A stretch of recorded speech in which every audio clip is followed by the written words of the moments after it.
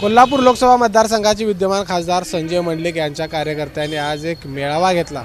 हा मेळावा नेमका का घेतला हे आपण त्यांच्याकडून जाणून घेणार आहोत। मला सांगा, तुम्ही हा मेळावा आहे तो का घेता, नेमकं याचं कारण काय? मेळावा म्हणजे असं आता आम्ही जे पेपरमध्ये सगळं काय मीडियामध्ये बघितलं जातं आहे, पण 2019मध्ये संजय दादा भाजपसोबत ज्यावेळेला खासदार झालेले आहेत 5 वर्षामध्ये त्यांनी बरीच तटलेली कामं केलेली आहेत, तर त्यांना काही परत अडचण येणार नाहीच आहे आणि त्यांना तिकीट मिळणार आहे, निवडून येणार आहेत। तर त्यांच्या पाठीशी कार्यकर्त्यांच्या पाठीशी आम्ही सगळे कार्यकर्ते एकत्र आहोत, त्याच्यासाठी आम्ही आलेलो आहोत। मला सांगा, तुम्ही कुठून आलेला आहात आणि का मेळावा का नेमका हा घेतला जातो? मी कागल तालुका सुरपलीमधून आलेलो आहे।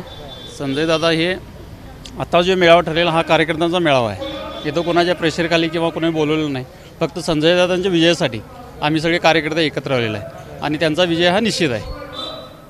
मला सांगा काका, तुम्ही देखील या मेळाव्याला आलेला आहात, काय वाटते तुम्हाला? तिकीट मिळालेलं आहे संजय मंडलिकांना, काय पुढचं नियोजन आहे?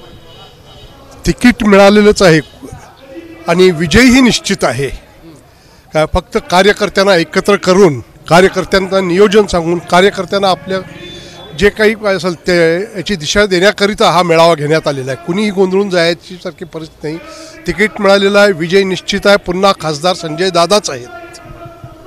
तर आपण बघितलं की हा जो मेळावा आपण घेतोय, हा मेळावा कुठलाही दबाव कुणावर आणण्यासाठी नाही किंवा इतर कुठल्याही गोष्टींसाठी नाही, तर कार्यकर्त्यांना पदाधिकाऱ्यांना नियोजन लावण्यासाठीचा हा मेळावा आहे, अशा पद्धतीची माहिती आहे ती या ठिकाणी उपस्थित असलेले कार्यकर्ते देत आहेत।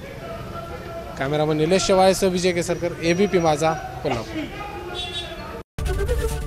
एबीपी माझा, उघडा डोळे बघा नीट।